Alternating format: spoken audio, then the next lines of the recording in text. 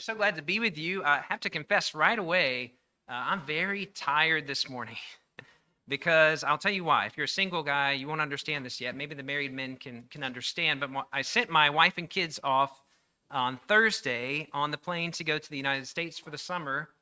And right the day after school, we had planned this to get them out and to just enjoy the summer. And I'm staying a few more weeks before I go join them. And, it's pretty quick. Wives, you can attest that you're pretty good at training us as husbands, right? You get us to, I'm dressing 10 times better than I used to when I was single. I wake up early. I wake up early now. But as soon as the wife and kids leave, all of a sudden you just go into bachelor mode. You're lucky I'm not wearing pajamas right now. But I will say that when I got home last night after spending good, precious time with friends from our church, of course, you get home and you just feel like, well, I can't just go to bed, right? I've got freedom. So if I tremble a little bit today, it's not because I'm nervous. It's just because I'm really, really tired. So pray for me that we can get through this today. We have such a great passage to begin this summer with as churches here in France and Paris. Just starting with a personal connection, we're starting in Hebrews chapter 11 because our sermon series is called A Cloud of Witnesses, and we'll be focusing on these testimonies of the saints of old who have gone before us. And this is the focus of this chapter. Hebrews 11 has been called, right, the Hall of Faith. The cloud of witnesses will come here later as we get to the end, although we won't focus on that today. We're going to focus today on Abraham and on Sarah as well.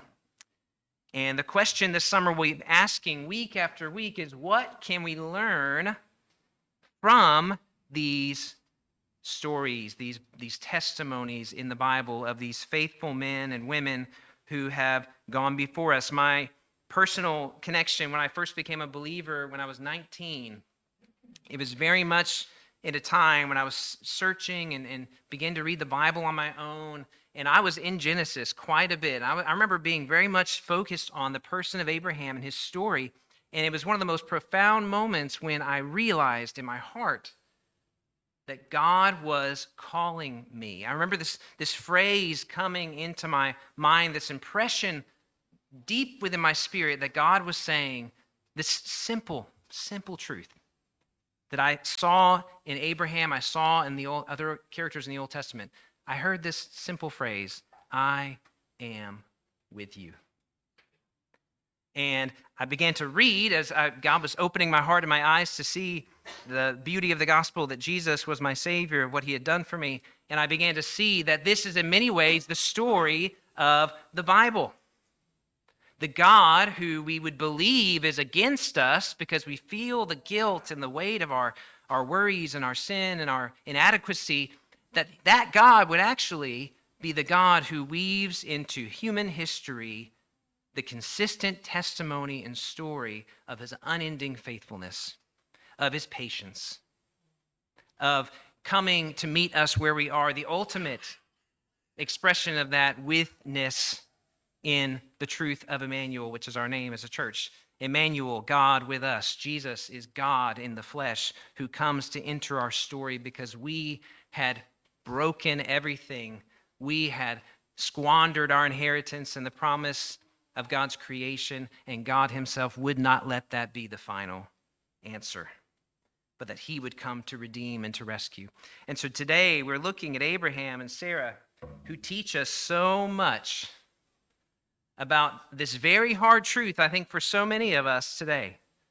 And I call it the long obedience in the same direction.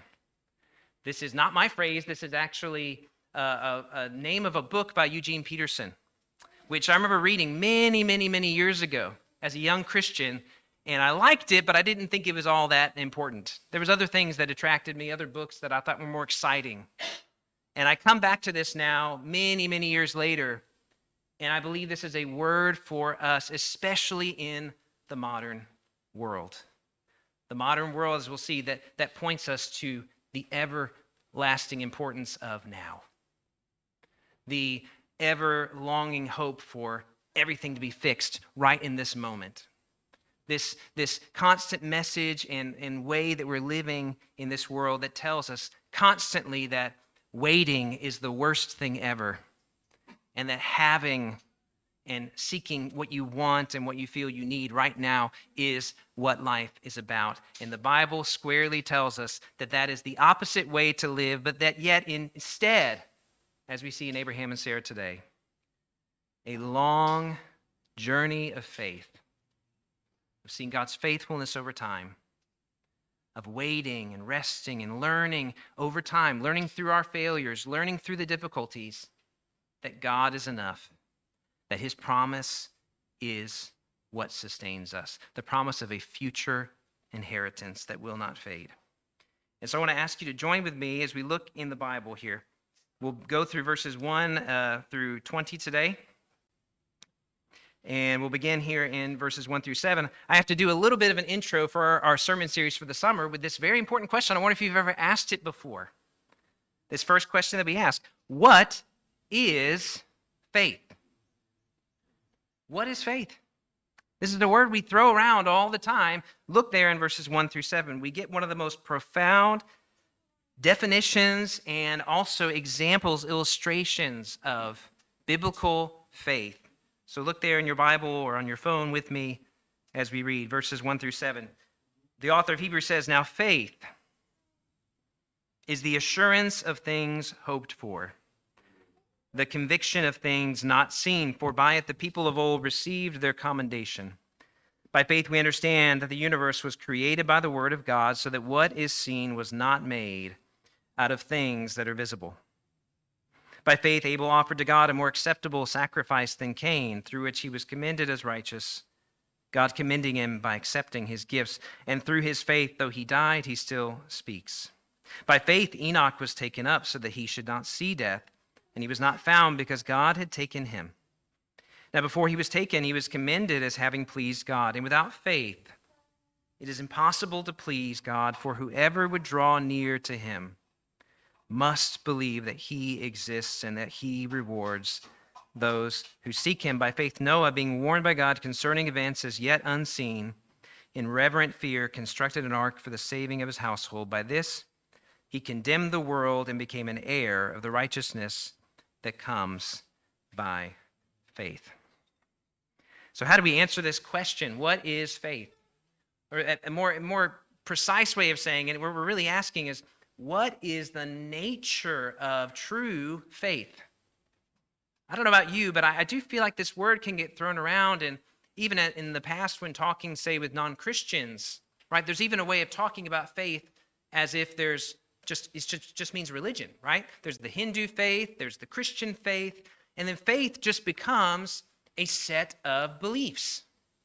You have this faith, I have that faith, we all have some kind of faith, and in some sense that is true. That's an accurate way of saying, yes, different people have different beliefs, and in some sense they're putting some trust into it. But the Bible draws us here to a much different understanding, I think, of faith. Faith is not just an acceptance of facts. Faith is not just a kind of adherence to some system of religion. The Bible says that faith is very much a matter of the deepest longings of our heart. You see this in verse 1, right? Faith is the assurance of things hoped for. To hope for something is to be longing for it, right? To desire it, to want it. To wake up in the morning and to have that desire guide you. And this is how we all operate. We all operate on our desires. You can tell me to do something, and you might be able to guilt me into doing it, right? Maybe there's some incentives that you can give me to do it, right? That's how work works in general, right? You get paid, and you do a duty, right? And you do a task. And there's threats that you might lose your job if you don't do a good job. But in reality, some of the greatest works in this world, some of the greatest achievements that anyone makes in life, it's not built on just duty, is it? It's built on the hungering of our hearts for something more. That's what inspires Michelangelo to paint, right? That's what creates the beautiful works of art and the buildings and the legacies of people who have gone before us. The author of Hebrews tells us that faith is focused on not just now, but that faith is always forward looking. It's an assurance, right? A sense of the reality of me having right to something, a claim on some reality that is not visible right here in this room or in my life. But that reality that I have claim to, that you, if you are a believer in Christ, that reality, that inheritance that is properly yours, is in heaven with God. It is invisible. Paul will say, we walk by faith, not by sight. To walk by faith, to have biblical faith, is not just an acceptance of some beliefs, but it is a living and a longing for, with a sense of assurance that it is yours. It's a living and a longing for the city of God, for his inheritance, with the comfort of knowing that even though you're waiting for it, it's already yours. Can you imagine? I always like to think about this. We're in the summertime. Think about beach houses, right? Like one of my greatest dreams, if I were to win the lottery, would be to have a summer beach home for our family, and just, a big house that everyone could go to. And it would just give me so much joy just to say, we're going to go to the beach house that I have, and everyone's going to have a great time, and I'm paying for everything because I won the lottery. It's great. And, this is just a dream, right? It's just a fun daydream that I have at times, because I'd love to have that for our family. But can you imagine the joy that any of us would have if we really knew that, yes, we actually did have a paper somewhere in some office desk that said, the title is yours, your name is under the dotted line, you own it. Can you imagine the way that I might live and begin planning for my summer vacations, knowing that somewhere there is a paper legally that says this house is mine, and the only issue is that I don't get it right now, that I have to wait. This is closer to the biblical definition. Faith is the assurance of the heavenly home that we long for. It is the conviction, the deep-rooted trust and belief of things that are yet to come. Now, we see several observations quickly here in verses 4 through 7 that help us see a little more clearly an image of what that looks like in real life. We see Abel, Enoch, and Noah. And I'll just briefly mention what I notice here. Abel, this one was hard for me. How's Abel living by faith and not by sight? It says that Abel offered an acceptable sacrifice, and Cain obviously did not. If you know the story there from early in Genesis, right after the fall, it seems that Abel saw through what? What did he see through in order to make his sacrifice? I had to reflect on this. It took a moment. But what was he offering to God that pleased God versus Cain? Abel offered a costly animal sacrifice to God. And we don't understand this because we don't live in an agrarian society, but Abel offered that which was precious, which again, visible reality tells him should not be thrown away. This is needed. I need this. This is my best lamb. This is my best offering.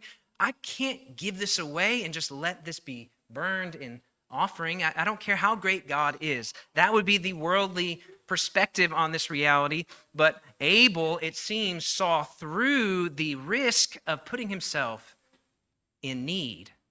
And he saw what? He saw the greater worth of the God that he was worshiping and offering the sacrifice to. We look at Enoch. What was Enoch seeing through in order to see what is truly real? Enoch, it seems, this is more, we don't have a lot of mention of Enoch in the early chapters of the Bible, but thinking of his story, and I imagine that what Enoch saw, right, just the challenge for all of us, Enoch saw through the promise of the comforts of this world. He saw through that, and he saw that there was a God that he could fellowship with, that he could be a friend of God.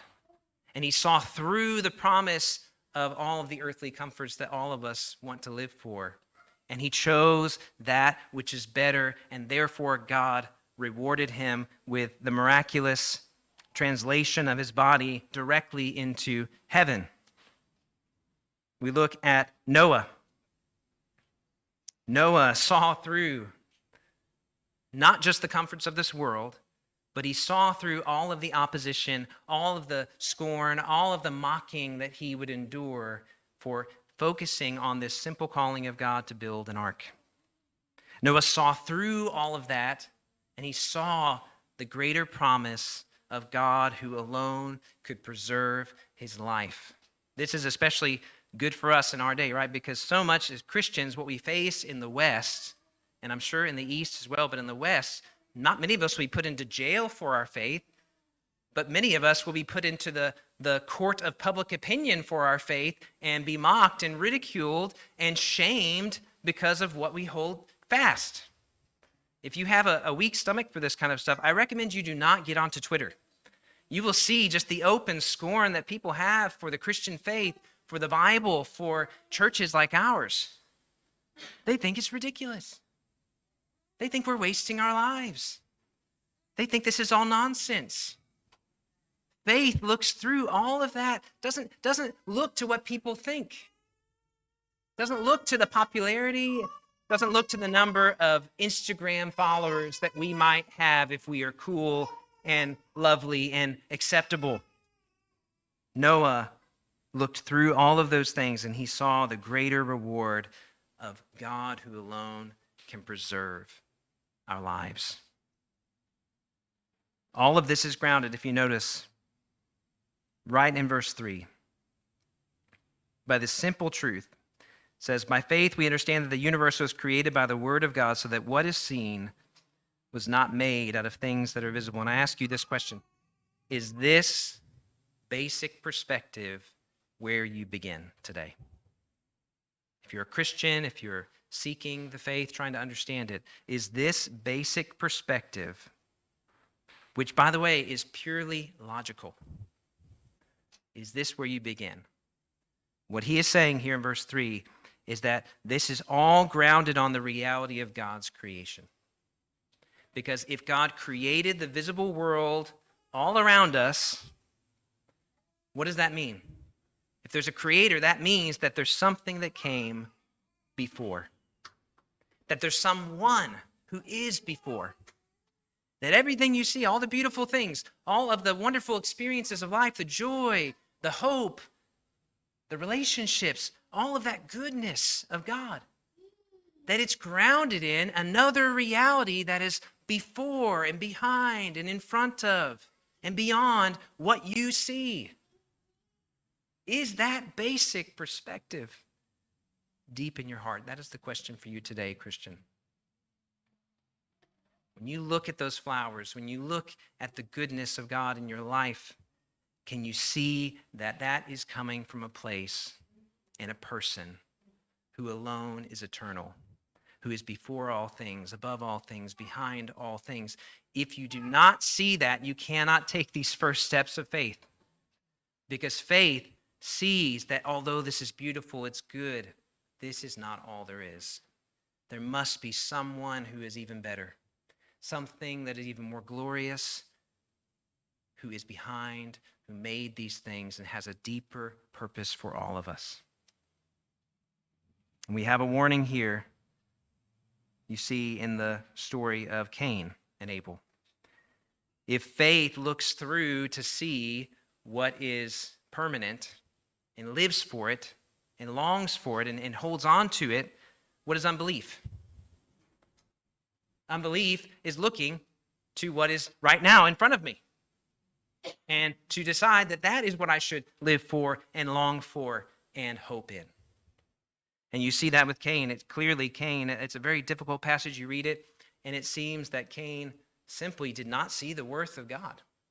And he offered him some meager sacrifice that didn't cost him anything. Why? Because Cain was living for this world. He was living in unbelief. I want to read this quote to you from the book, A Long Obedience in the Same Direction. I believe Eugene Peterson in this book has so many profound quotes that challenge us, because this is one of the biggest challenges for us in the modern world. He says there's a great market for religious experience in our world. There's little enthusiasm, though, for the patient acquisition of virtue, this long obedience in the same direction, walking with God in this journey of faith. He says there's little inclination to sign up for a long apprenticeship, to learn from God in what earlier generations of Christians called holiness. Religion in our time has been captured by the tourist mindset. Faith is understood as a visit to an attractive site to get some kind of feeling, to have some kind of experience, and to be made only when we have an adequate time and leisure to do it. Is that you today? Is faith this future-oriented living and longing for the promise of God, or is faith just a fad? Many of us have to confess that our hearts are constantly being pulled that direction, to approach faith as just this thing that benefits my life, just this added bonus, and quickly to be traded the moment that something more appealing comes. Many of us, I'm afraid, in the modern world would be tempted to despise God's slow and steady rhythm of grace. We want now. We want everything to be fixed. This is why the prosperity gospel, the psychology gospel are so prevalent, because that is where we are. There's a market for it. That's because we're buying it. People can't sell products that aren't desirable. Pastors and teachers all over the world can sell these products because many of us, that's what we want.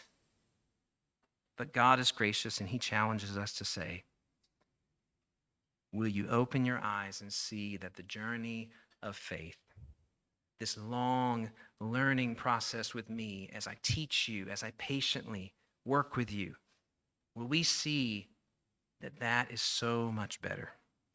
We learn that from Abraham and Sarah, and we'll begin to look at them today. I will not do justice to Abraham and Sarah, but I want to look at what can we learn from Abraham and Sarah. Look there in verses 8 through 16. We see by faith Abraham obeyed in verse 8 when he was called to go out to a place that he was to receive as an inheritance. And he went out not knowing where he was going. By faith he went to live in the land of promise as in a foreign land, living in tents with Isaac and Jacob, heirs with him of the same promise, for he was looking forward to the city that has foundations, whose designer and builder is God. By faith Sarah herself received power to conceive, even when she was past the age, since she considered him faithful who had promised. Therefore, from one man, and him as good as dead, were born descendants as numerous as the stars of heaven, and as many as the innumerable grains of sand by the seashore. We'll be mostly, in these next few minutes, looking quickly through chapters 12 through 22 in Genesis, if you want to go there. I want to ask this question to begin as we think about Abraham. How many of you out there, I know this is true for our family, how many of you have left your homeland? I think in an international church, it's probably a pretty good chance that like most of us have, and then there's the few faithful French natives who are like putting up with us and being patient with us, right? Always walking in with our expat ways. So many of us in an international church have left our homeland. If you look at Genesis chapter 12, you see some of the background of Abraham, whose name began as Abram. God gave him the name Abraham. Abram receives a calling from God in chapter 12 of Genesis. But we get a little more of his background and some insight, and I think, again, very profound for us in the modern world. If you look at the very end of chapter 11 and you make the connection to the place that Abraham left to go to the promised land, you see in the end of chapter 11 that Abraham's father was Terah. Terah, by the way, is a pagan name. It means moon. It seems like his father was named after a moon god, that Abram was called by God not as a good Christian, but that he was called as just a guy, just a man. Sarah called just as a woman, not seeking God, not following God, just living. God profoundly invades their story and calls them out. And what was the background, the city that Abraham comes from? Look at the beginning of chapter 11. You'll see in your Bible quickly that the heading says the Tower of Babel. The Tower of Babel is the background of Abraham's call. It's one of the most profound insights in the Bible as you read Genesis, that the moment that God begins to call his people and form them through Abraham, the very moment that God promises to bless the whole world through this one man by faith. What is in the background of that calling and that goodness of God to establish this lasting city through Abraham? It's the city of man. Look in chapter 11, see what the people, what they were saying on their own apart from God. Verse 4 in chapter 11, come, let us build ourselves a city. Let's build ourselves a city. In a tower with its top in the heavens, and let us make a name for ourselves. Let our glory be retained and lasting on the earth through what we do. Lest we be dispersed over the face of the whole earth. We're anxious that we're not going to be able to survive if we don't take care of ourselves. And the Lord came down to see the city and the tower which the children of man had built. And the Lord said, behold, they are one people, they have one language, and this is only the beginning of what they will do. And nothing that they propose to do will now be impossible for them. Now, as an apologetic note here, you'd say, why is God trying to make things bad for them? There's a very simple answer. Because of sin, the multiplication of people throughout the earth only creates more and more devastation. For people to get what they truly want, to build the home that they truly want, means that sin will multiply, death will multiply, war will multiply, suffering will multiply. And we've seen human history. It's pretty bad as it is. God is saying, just imagine if I had allowed everything to just go so smoothly for them. And this is so relevant for us today because what are the people around us living for? I always pick on Elon Musk. He wants to colonize Mars. In one sense, we could admire the human ingenuity and the technology and this perspective, right? Nothing will be impossible for us. But what is at the heart of that desire? It's the thought, the very beginning of my life and my heart and of human culture, that I have to make my home here. I have to preserve my life. I must make an inheritance and a lasting future. No one's going to do it for me. There's no God who is going to come in and rescue and redeem and give us something far more glorious than we could ever build. I must do it. We must do it. We must preserve ourselves. The modern world that we live in is built around unbelief. Technology, which I love, which I use and I enjoy and I'm interested in. I love seeing pictures of Mars. It's so fantastic and amazing.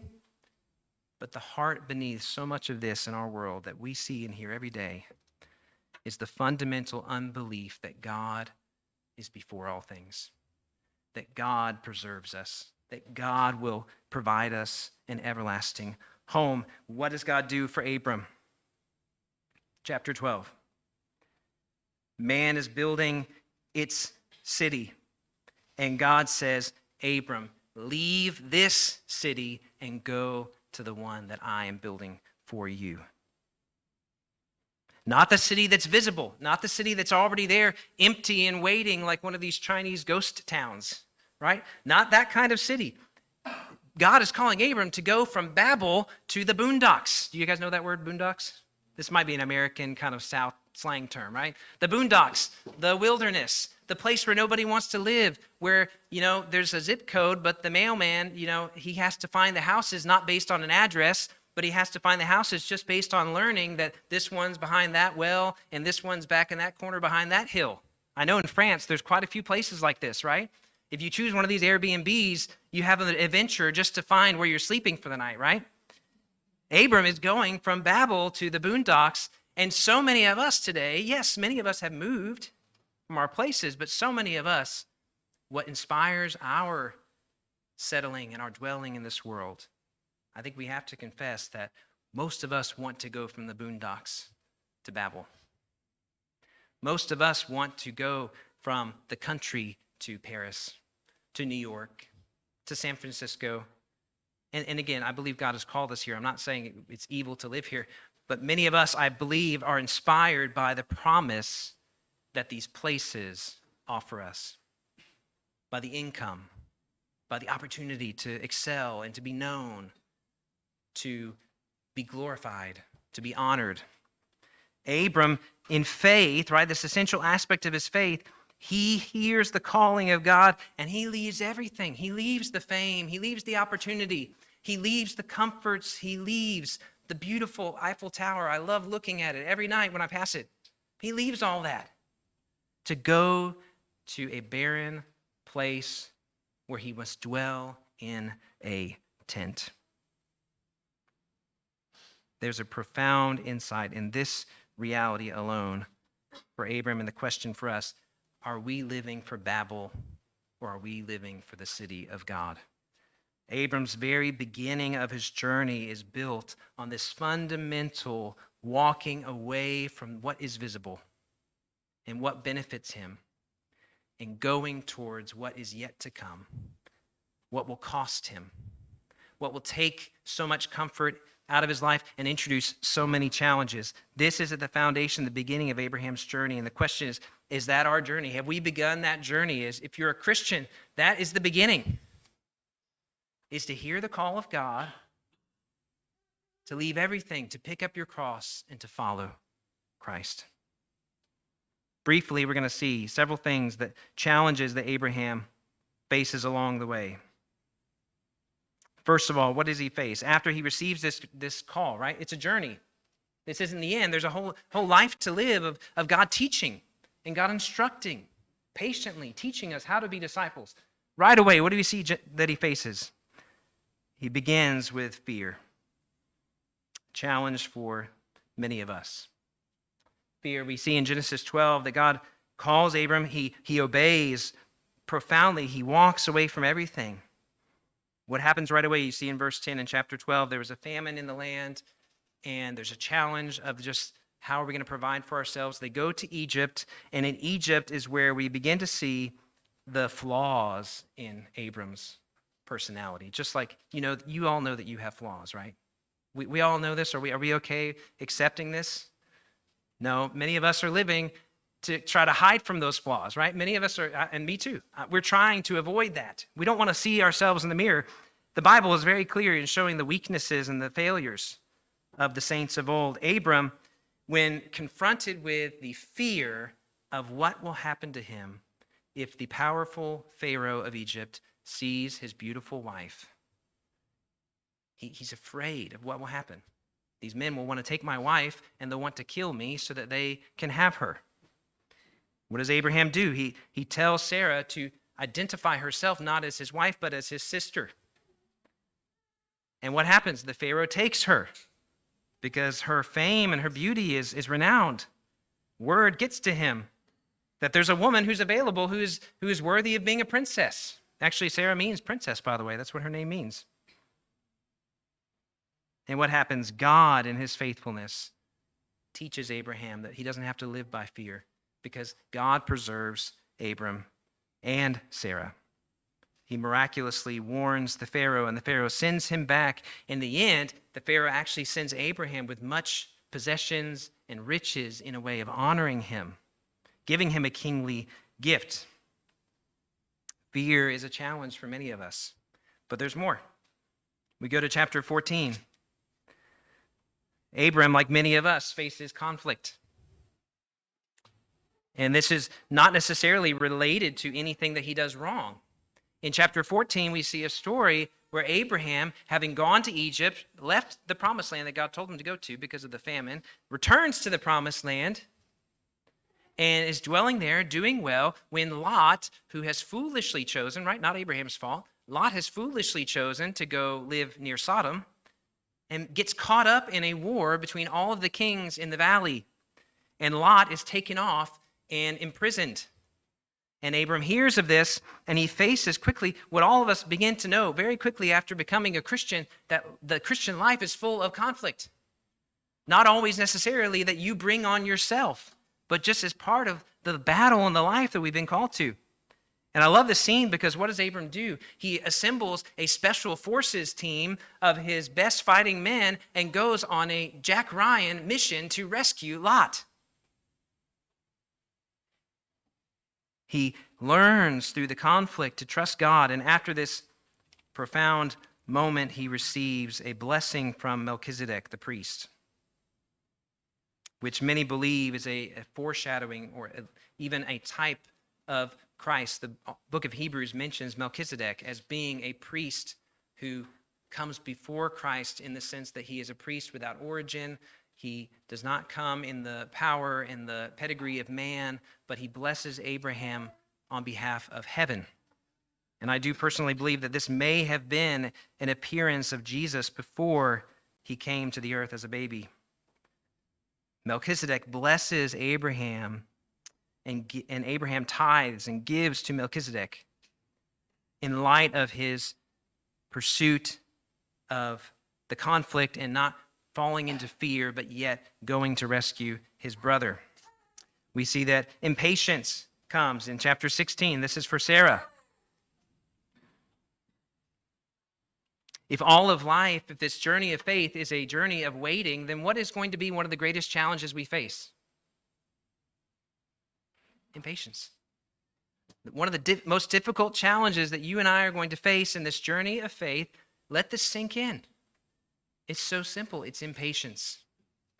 We want now, and God has a long journey to reveal himself to us.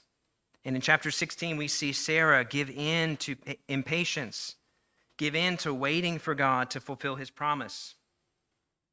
We see that Sarah had no children, and yet the whole promise of God and the hope of Sarah and Abraham is that they will have children as numerous as the stars. Can you see how even in their minds they must have been wrestling like many of us do at times? Why would God tell me this and then have the opposite happen?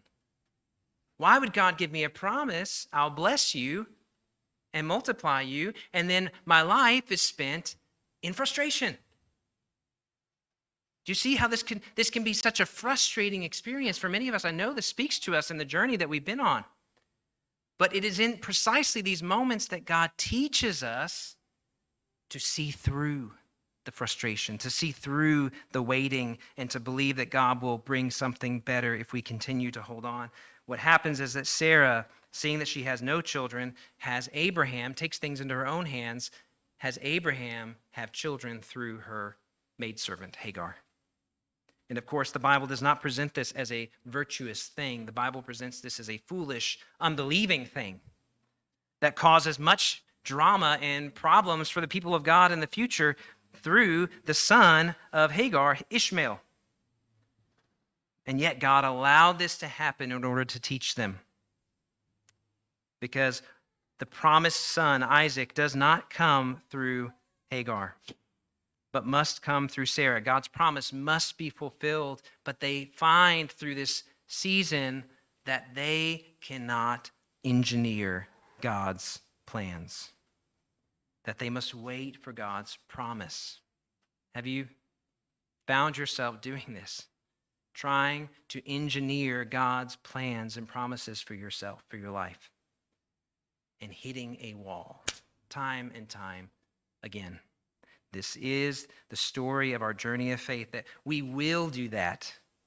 We will try to make it happen. We will try to make God give us what we want and what we believe he's promised. And what we'll find every time is that we'll hit a wall, and hopefully he will teach us to let go, to wait, to patiently trust that he will fulfill what he has promised. We see in chapter 18 that they face wrestling with God and his character. This is the passage when God appears to Abraham and tells him of his impending judgment of Sodom and Gomorrah.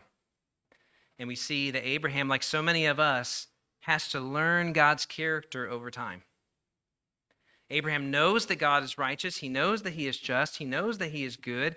And yet Abraham wrestles with the reality that God is going to destroy Sodom, as wicked as Abraham knew Sodom really was. As much as he knew that Sodom was a godless society, Abraham, in his human capacity for compassion, deeply wrestled with this.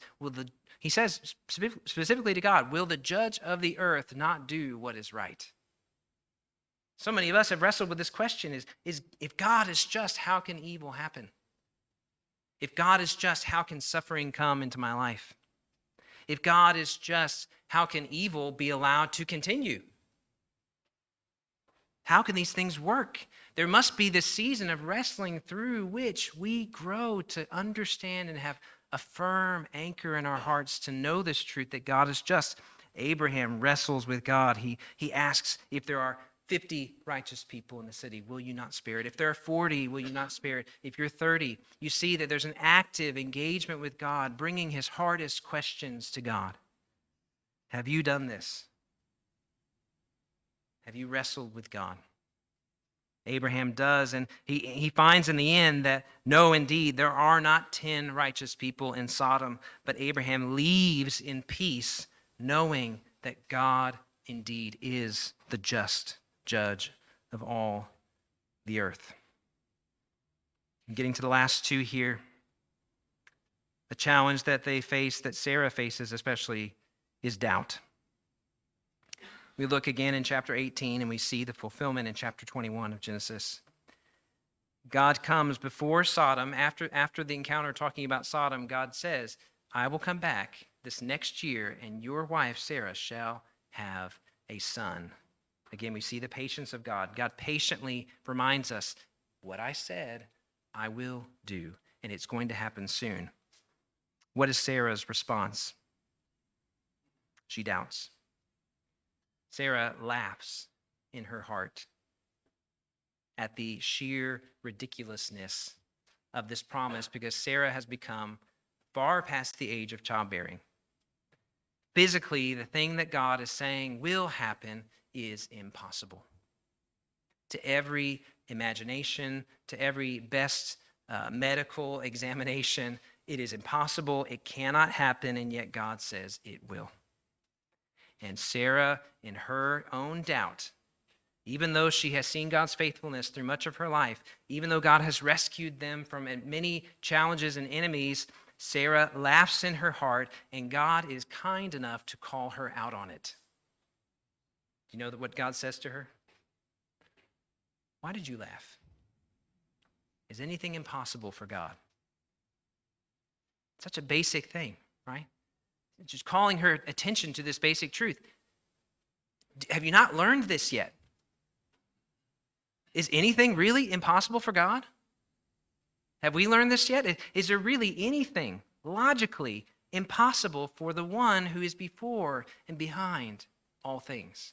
For the one who made you. I mean, is it impossible that he could even raise the dead? That he could make a barren woman have a child? That he could have a virgin give birth to the very incarnate Son of God? Is anything impossible?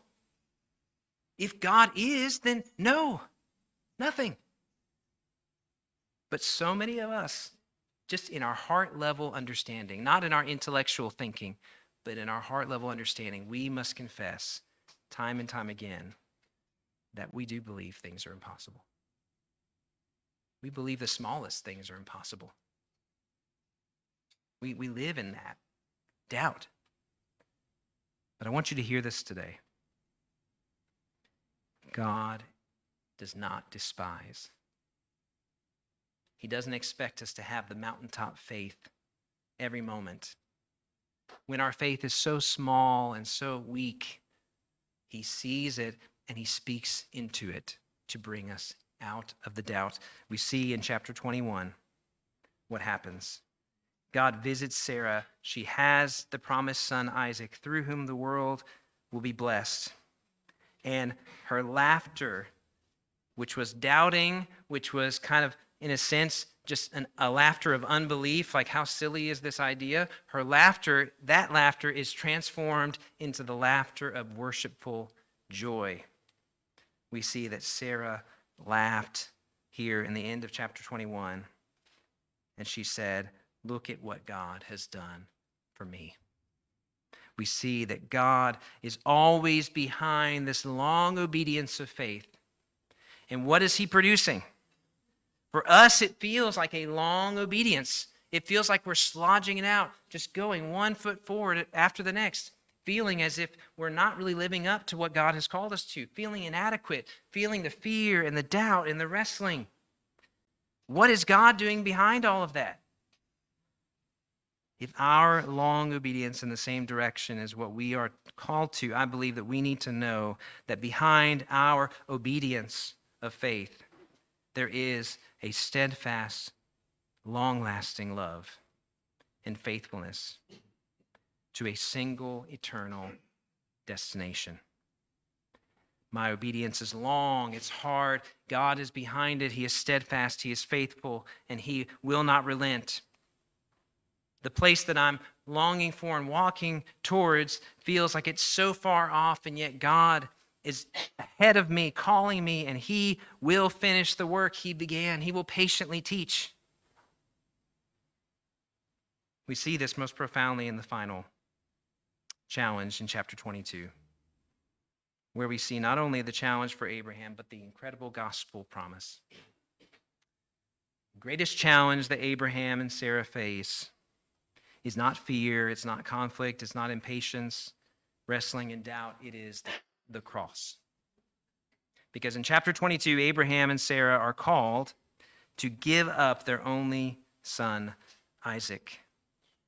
Chapter 22, after these things, God tested Abraham and said to him, Abraham. And Abraham said, Here I am. And He said, Take your son. Listen to these words, written thousands of years before Jesus was ever born. Take your son, your only son, Isaac, whom you love, and go to the land of Moriah and offer him there as a burnt offering on one of the mountains of which I shall tell you.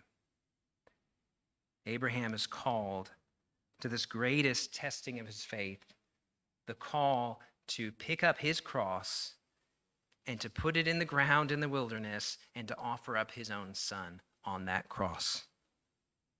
To sacrifice Isaac. Many thinkers and philosophers have wrestled with this passage and the profound and strange truth. Very likely, at this point in redemptive history, Abraham doesn't have a Bible to read. He may even believe, perhaps in some way, that God is like the pagan gods in some sense, who would demand sacrifices of children to honor them, to bring rain on the earth, to preserve blessing. But Abraham, knowing that God is not quite like that, knows that the blessing of God doesn't come through pagan offerings, but comes through His goodness. And the blessing of God is going to come through His Son. So Abraham is put into this impossible situation where he's being told to sacrifice and offer up the very thing that he believes is the fulfillment of God's promise. Thankfully, the book of Hebrews in chapter 11 tells us exactly how this can work. There's some profound reflections by philosophers. It's interesting to think about, but the simple answer given to us in chapter 11. By faith, Abraham offered up to God his only son, Isaac. This is in verse 17 in chapter 11. He who received the promises was in the act of offering up his only son, of whom it was said, through Isaac shall your offspring be named. He considered, seeing through everything in front of him, looking past all the visible realities, he considered that God must be able even to raise Isaac from the dead, from which, figuratively speaking, he did receive him back. You see how Abraham's faith had become tested and tried, and it was so solid at this point that he literally just is reasoning in his mind, if God promised that this will happen, that blessing will come, then it must happen. But if God is telling me to do this, to offer up seemingly a contradiction, to offer up my son and to have him die, well, then there must be a solution. There must be a resurrection. Something must happen to where I can offer and yet not lose anything. The Bible teaches us that this is not just a profound reflection on how much Abraham gave up, but that what Abraham found as he offered up his only son is that God is the one who ultimately would offer up his only son. So that as Abraham offered Isaac, he became for us an image all the way back in the beginning of the Father who lovingly gives his Son for the salvation of the world. Abraham takes up his cross, in the end realizes that God is the one who provides, the one who truly will endure the cross. God provides a ram so that Abraham does not have to sacrifice Isaac. In the end, we have a picture of the God who does not ask us to give up anything ultimately, but the God who gives us all, even his only Son. The God who substitutes himself in our place. Where we deserve to be crucified, we deserve to die for our guilt and our sin, yet the God who is patient, who is the God of the journey, the God of Abraham and Isaac, the God of those of us who trust in him today, he calls us to look to the cross where he offered up everything, where Christ died in our place so that we might have this journey of faith. As we close, I want to ask you again, is this your story? Is your faith in this ultimate reality, in this God who is with us, in this God who is behind and before? Or is your faith in a fad? Are you growing in this vision of God? Learning more and more day after day how faithful he is, seeing his patience with you, seeing how he so gently teaches us and allows these things in our lives, like Abraham, so that we come out at the end more and more certain that what he has promised, he will do. All things are possible with God. I want to invite you, if you're a Christian today, to simply thank God for his patience. Thank God for his delicate work in our lives, and pray that he would give you deeper vision of his work in your life. If you're not a Christian today, I want to ask you to simply pray that God would open your eyes to see the cross, to see the promise that he has for you of an eternal home, that you don't have to live for this world anymore. You don't have to get yours. You don't have to provide for yourself, but there's a God who is content to be called your God, who receives you if you simply come to him in faith, to trust and to know that he is the only Savior